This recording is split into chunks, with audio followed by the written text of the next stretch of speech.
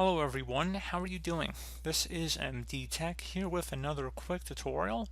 In today's tutorial, I'm going to show you guys how to change Windows 10 update settings. So I'm going to go through a few different various and common configuration changes you may want to make to your Windows 10 update settings. So without further ado, let's go ahead and stop the talking and let's start doing. So open up the start menu, go ahead and type in settings. Or you can select the gear icon on the left side. This is settings, so go ahead and open that up. Select the update and security tile. Now right on this page you have a lot of different options here. So if you want to pause updates for 7 days, let's just talk about that first. So you have advanced options, so you can actually go ahead and change the pause period. So if you can go ahead and just pause it by selecting that. Or you can also go into advanced options under here where it says additional update controls and settings.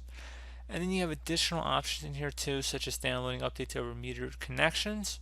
So that means it won't be as resource intensive while connecting to the Microsoft servers in order to download updates.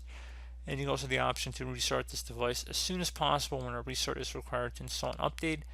So if you want to really push these updates, you can. Generally speaking, most people are okay probably just keeping this off. And you also have the option to disable or enable notifications when your PC requires a restart to finish updating. And again, now we're scrolling down, we get into the pausing updates section. So you can actually configure how far into the future if you want to delay updates. So you can actually go and select a date roughly 30 days into the future that you want to pause updates up until. And you also have an option to defer updates and quality updates. So feature updates or new capabilities and improvements. And a quality update is security improvements. So feature updates are larger in size and bigger in scope. Quality updates are more critical security updates. So if you're going to delay one, you probably want to do the feature updates. Generally speaking, I don't really have a problem delaying feature updates for a considerable amount of time.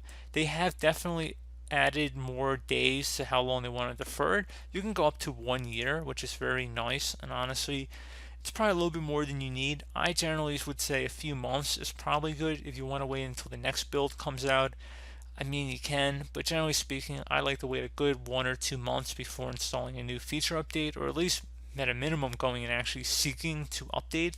I'm not going to be the first one out of the gate with trying new updates on production machines. That is a big no-no. Quality updates, generally speaking, I don't really touch that too much. And if we went back here, you could change the active hours that it will go ahead and check for updates. So you have a certain time period here. Again, that's not really that necessary to modify.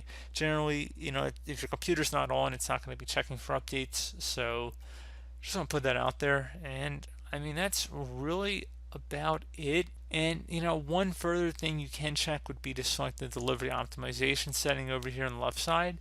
And then if you go underneath advanced options, you'd have the ability to adjust if you want to download over metered bandwidth connections. So again, that kind of goes back to one of the earlier comments I made about if you wanted to not consume as much computer resources and internet resources while downloading updates. So you can adjust the limit here. So if you have the check mark, you will have this limit in effect. If you do not have a check mark, it's basically going to do as much as it wants because it's not being limited.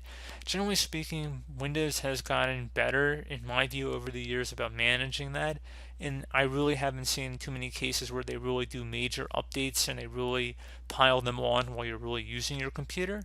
So generally it's gotten more intelligent in its delivery service, in my view, and from what I've seen. So just want to put that out there. It might be a little redundant, but there are a lot of people with not great internet, and you will definitely notice it more in that case. But if you have really nice and fast broadband, you probably wouldn't have a problem. You probably wouldn't need to adjust that. So it really depends probably where you are in the world, I would say.